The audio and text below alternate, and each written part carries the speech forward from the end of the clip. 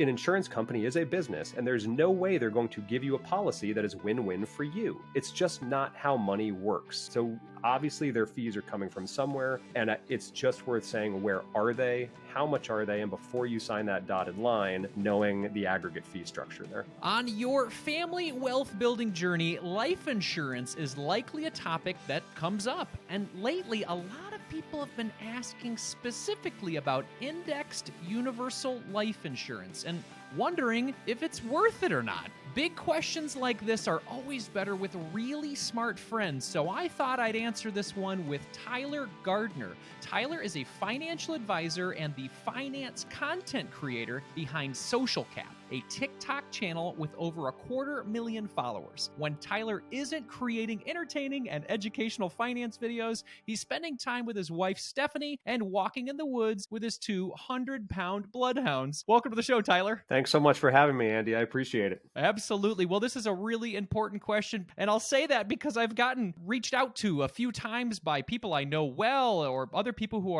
have been listening to the show and just saying, is this worth the hype? So answer that question for me, Tyler. Is indexed universal life insurance worth all the hype? Oh, such a complex question. And I think that, to understand whether it's worth the hype, we have to understand a little bit about the origins. And the origins of it's a fascinating product. And I will always try to be as fair as possible that this is a product that the insurance industry devised that wanted to take advantage of a little bit of market participation. And so when I say that, I mean stock market participation. So a potential insurance policy holder can contact a potential agent and say, I'd like to have an IUL. And what happens is that policy will be linked to a market index. And so the policy holder could benefit from gains in a market in any given year. And so on the surface, it looks great. And more this tool is being marketed as something that experiences the gains, yet experiences none of the downside. And if there's one thing you learn being an advisor and a portfolio manager, but also if there's one thing you're told by the SEC to make sure you do, is always analyze the downside risk. And unfortunately, I will say, and this is my opinion, I do not think the insurance agents by and large have done a phenomenal job of analyzing the downside risks associated with indexed universal life. And that is where I kind of wanted to start the conversation today. Okay, so the pros you're pointing out are that it takes advantage of the market and its growth and can potentially have an upside for you. So let's talk about some of the downsides with choosing indexed universal life. Sure. So some of the downsides to start is that everyone has to remember that the floor is not 0%. My guess is that the majority of you being sold or kind of learning more about this product will see something, and usually these will be articles written by those who are selling you this product, that there is a floor or the downside is limited to 0%. Now, on one hand, it's true that if the market on any given year to which the policy is linked, it has a negative return. So if the S&P 500 returns negative 10%, which it has in the past, you might not have to participate in that negative 10% downside. However, you're paying for an insurance policy. So you are paying an annual premium for an insurance policy. You have paid commission fees for that insurance policy. And you are paying as you get older. Everyone has to remember that this is a type of permanent life insurance. And the majority of permanent life insurance policies get increasingly expensive as you get older. After 50, the majority of these policies can increase in premium by 8 to 10% per year. So I could be marketing you a 0% floor on market participation. That does not mean you have not lost money this year. If markets consistently do not return a positive return, you will be losing money. There are positives and there are negatives to this product as an investment vehicle. Let's talk about it from an insurance standpoint. What are the pros of it as an insurance standpoint? Let's say I bought this and I passed away.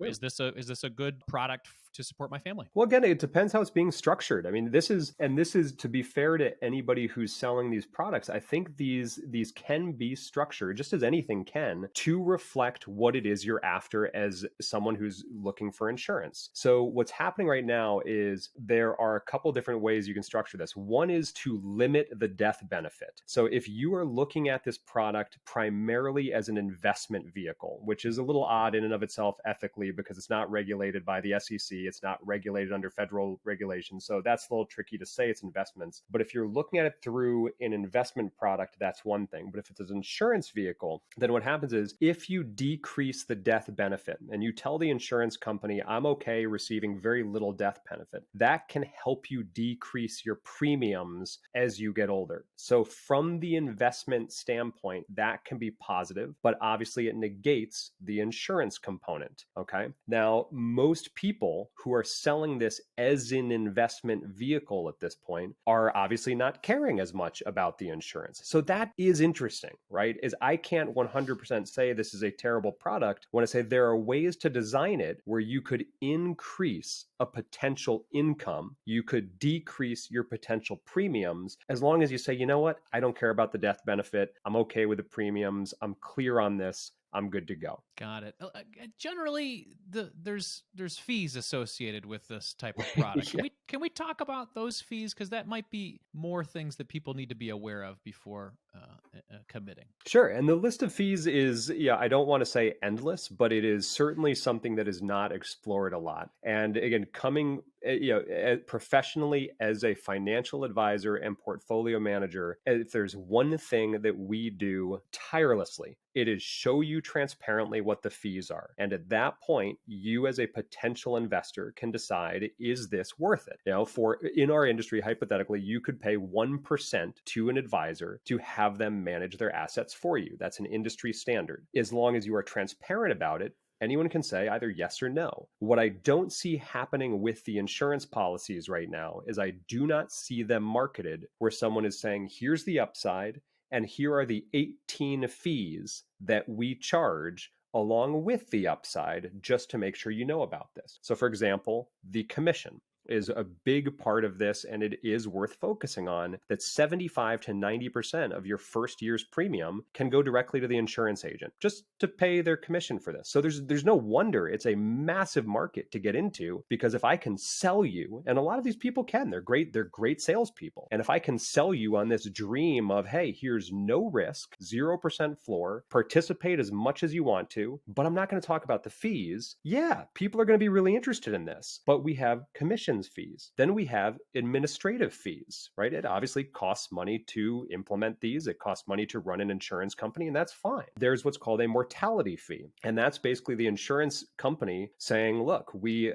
get that you are 30 years old and we've signed up for this long, but we also might risk you dying at 35. So we're going to tack on an additional mortality fee just in case. They'll always cover themselves. And finally, there's what's called surrender fees. These are never spoken about as transparently as they need to be. If you sign up for an IUL or an MPI under Curtis Ray's redesigned fund system, he calls them quitter fees. If you sign up for one of these, yeah, I know, you could, in the first 10 years, if you decide this policy wasn't right for you or isn't right for you or it's too expensive, you have to pay a fee to get out of the policy. All right. So not just the commission, not just the sales and admin, not just mortality, but you're then charged a fee on top of that. And that fee decreases over the first decade. So within those 10 years, if it's kind of like an annuity, that by the end of those 10 years, more often than not, that fee will be gone. But that provides the insurance company the liquidity-free options to say, we can hang on to your money for a decade.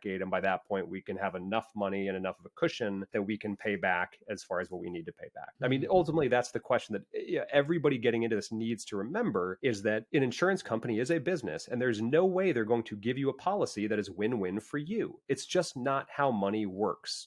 So obviously their fees are coming from somewhere, and it's just worth saying, where are they? How much are they? And before you sign that dotted line, knowing the aggregate fee structure there.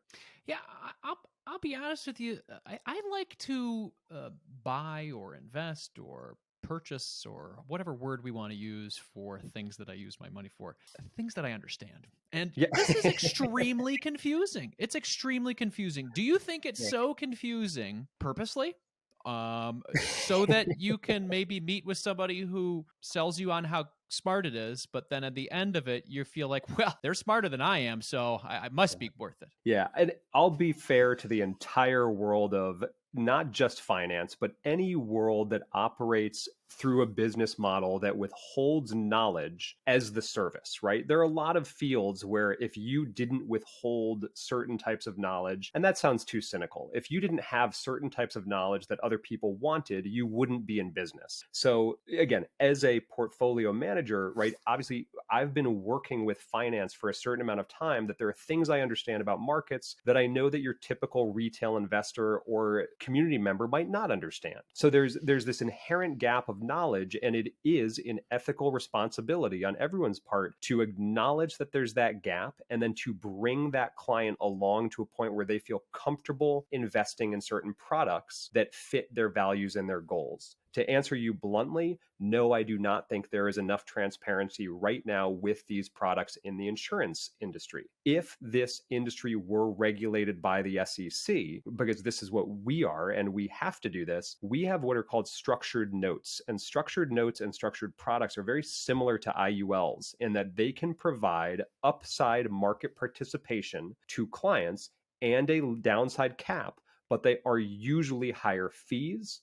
It's usually less liquidity, and they operate in a very similar fashion to an IUL. We have a client sign a 4-page disclosure document that basically makes sure in every way possible they understand what the heck it is they're about to invest in. And it's hard. It's really hard. I mean, I've been studying this stuff and living this stuff and practicing this stuff for years, and I still struggle sometimes to think about this product, right? So somebody who's never really broached understanding or knows even at the very basic, what an index is. If you don't know what an index is, no, I don't think you should be investing either financially through an index fund or through an IUL that is linked to an index fund. All right. Well, let's try to take the other side and be kind to the IUL sales folks. Who is this okay for?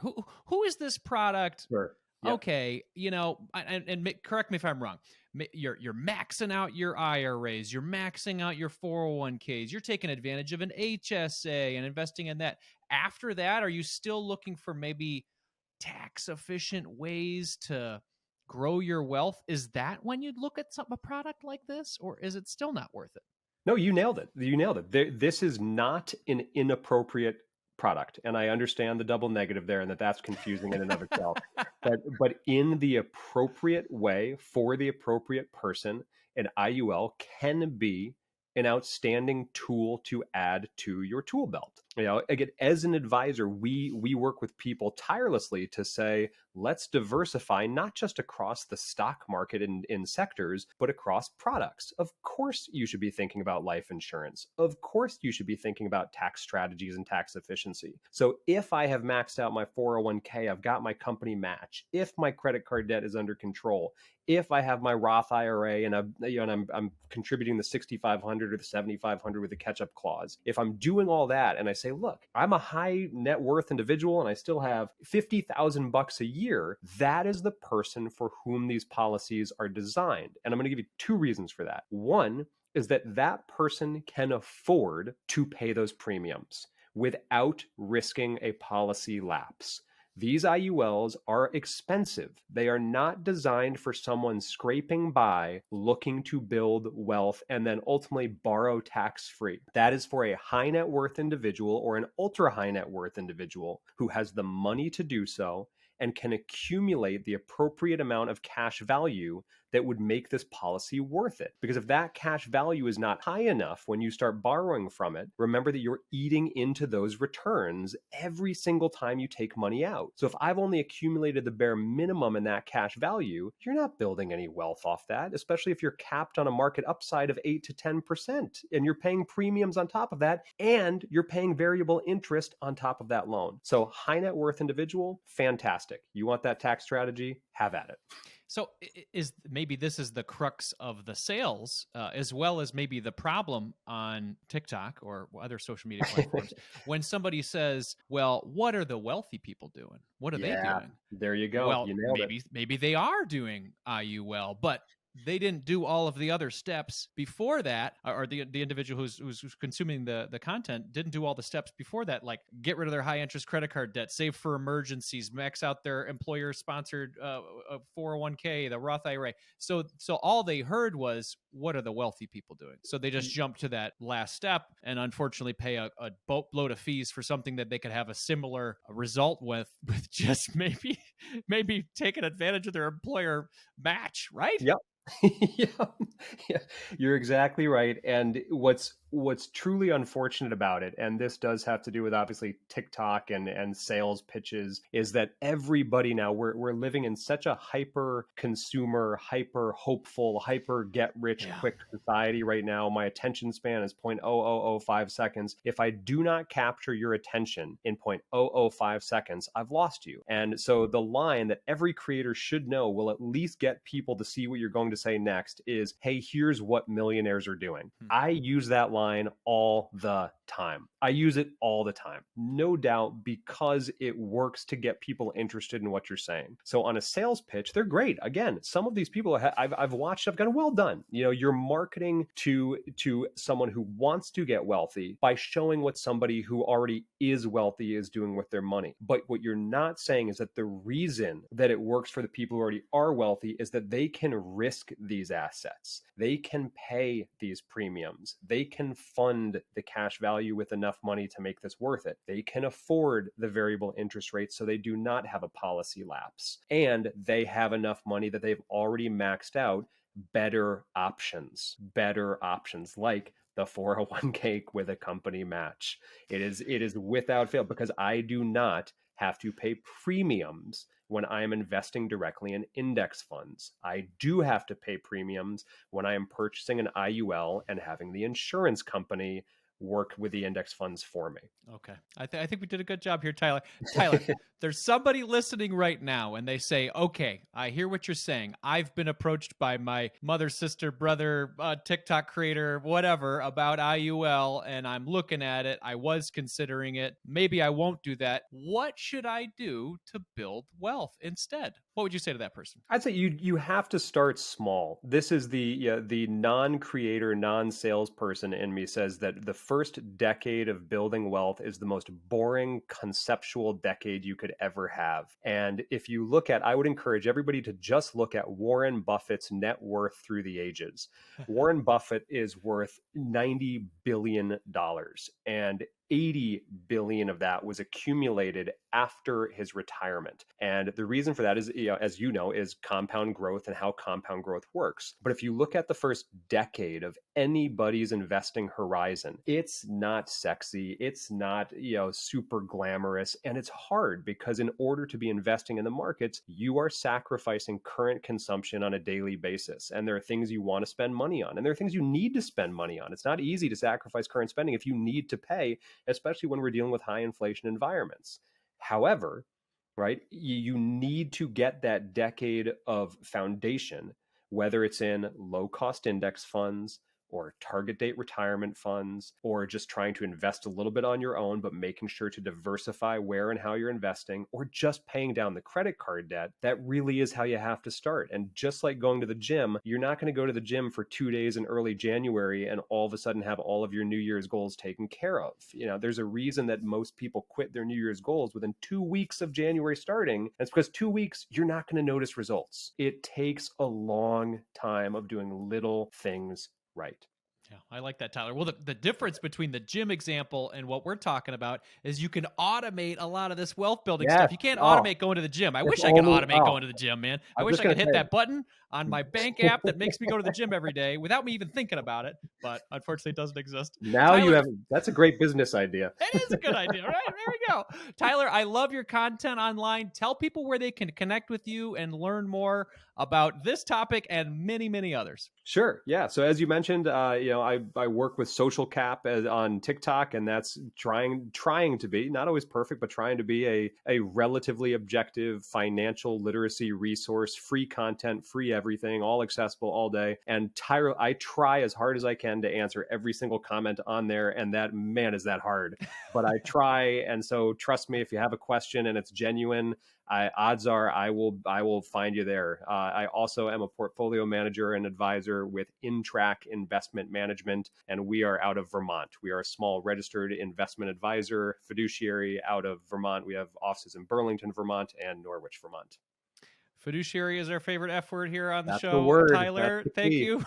Thank you so much for your time today, man. I really appreciate it. Andy, I appreciate it. This was fun. Thanks for having me.